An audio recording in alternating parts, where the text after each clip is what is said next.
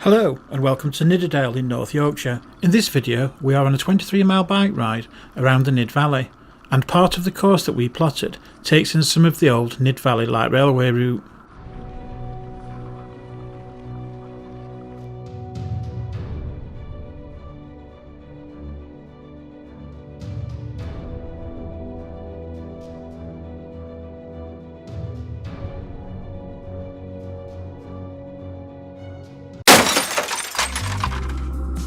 We climb up the eastern side of the valley and head along the valley road towards Rath, where we leave the road, hit some bridle paths and some steep inclines. We descend and ride along the banks of Garthwaite Reservoir towards another village, and at this point we're on the road again until we hit Lofthouse.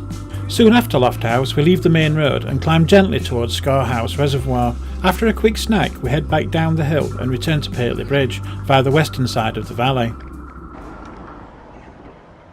Over the years a few people have mentioned that the sound of the countryside and the rolling of the bike tyres is preferable to continuous music on the soundtrack. If you are one of those people, then this video is for you. If you do prefer the sound like this, then please let me know in the comments section below. The course starts with an immediate ascent out of the town. The climb up from the valley bottom towards the church is steep, possibly way too steep to open a Sunday casual bike ride with, but in the end we all made it to the top. Once we reach the top of the climb and hit the road that runs parallel to the valley bottom, things get a little easier, as it's a long undulating stretch. I think it's up here. I need to check map. We eventually reach the part of the course where we head off road again and climb up the valley side on a bridle path. Yeah, no, it was alright at the start and then it got too much. The climb was okay at the beginning, but then ramped up quite steeply. It is still rideable, just not by us on the day that we visited. It's not too long before we can get some speed up while riding the gravel paths along the side of the valley. Additional speed can be had when you hit any of the many descents along the route. I climbed 1,485 feet during the ride and I managed to burn off 1,769 calories.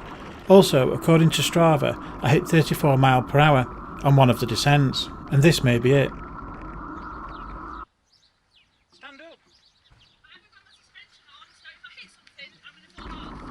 Many of the technical parts of today's course, like the gravel paths and the descents, could be easily managed if you had enough momentum. However, going too slowly can be disastrous.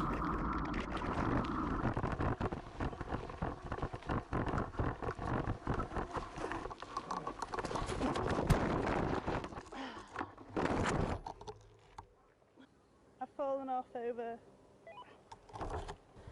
How badly over? Are you broken legs? Broken leg yet? Do we need the air ambulance? Is it badly hurt? Yeah. That'll be alright, don't know. Is that smashed, don't know. It was a strange kind of topple over for Sarah, as she wasn't even clipped in. It wasn't too long before Sarah's dead leg managed to fix itself and we were off riding once again. We didn't even need the air ambulance. Did you clean your camera with your blue cloth? Bring the blue cloth, yeah. Many of the paths on both sides of the valley are much like this, not too technical, very picturesque and a pleasure to roll over.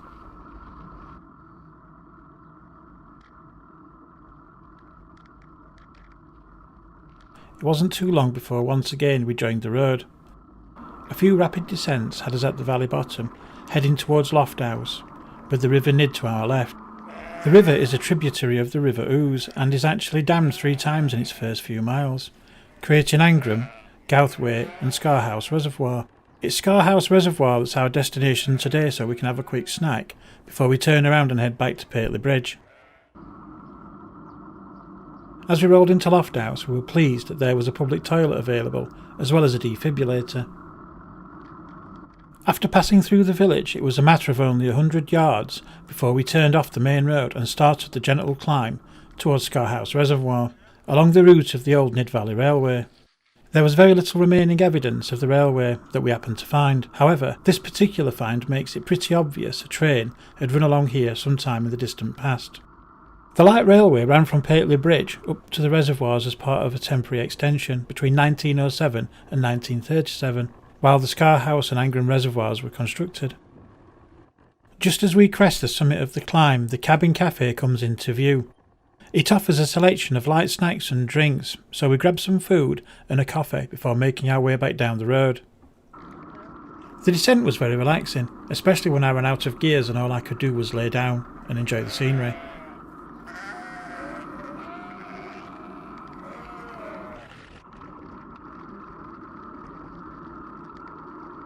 Once we reached the main road, instead of turning left back towards Loft House, we turned right and onto new terrain.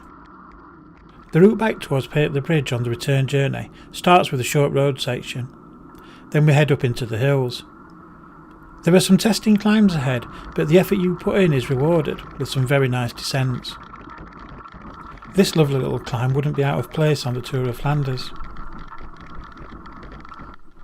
We found more walkers out enjoying the scenery on the return to Pateley Bridge. I think that this side of the valley is possibly more popular due to the gentler slopes. Once we achieved some altitude gain on the cobbled section, we were in for a treat as the terrain just undulated for several miles. The various types of tracks and paths throughout the route made it a very interesting place to ride.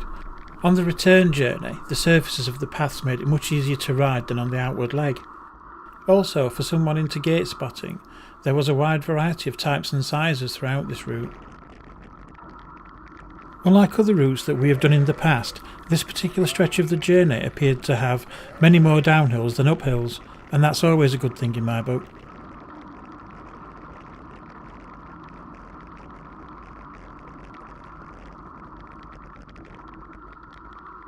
You need to time this right. Time it right.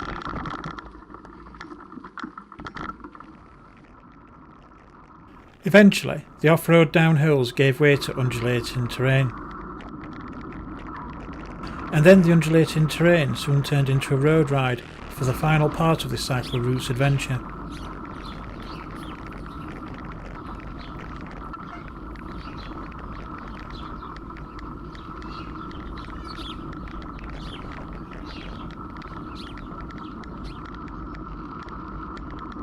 The roads skirting the banks of Gowthwaite Reservoir were quite busy for country roads, which we noticed as we were heading back into Pateley Bridge.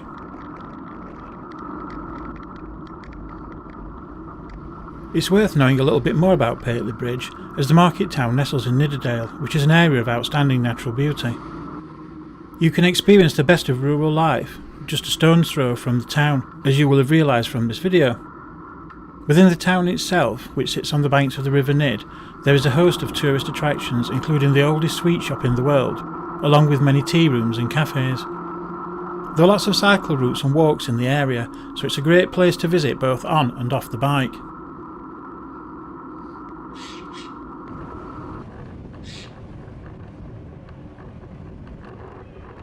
The route both starts and ends at Pateley Bridge, and as I just mentioned, we rode a total of 23 miles.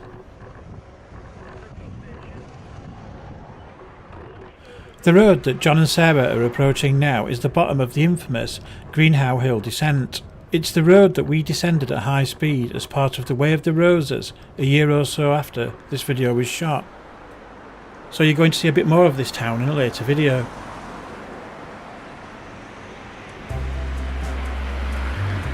And now it's the time you've all been waiting for, time for the scores.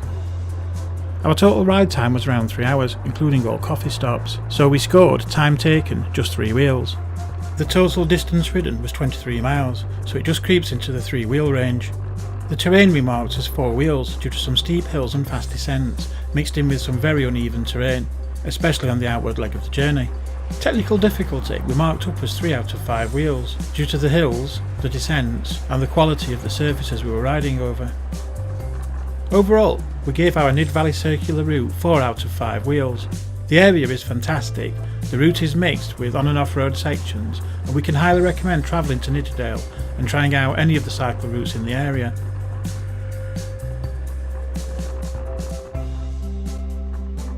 Yeah, but does it close in like 5 minutes? If you enjoyed the video, then please like and share. Follow us on our other social media platforms if you want to keep up to date with what we are up to. You can ask any questions you have in the comments section below. If you would like to see more of the routes that we cycle, then please subscribe. Do you want to see another video straight away? Then check out the ones on screen now. Thanks for watching, and until next time, stay safe on those trails.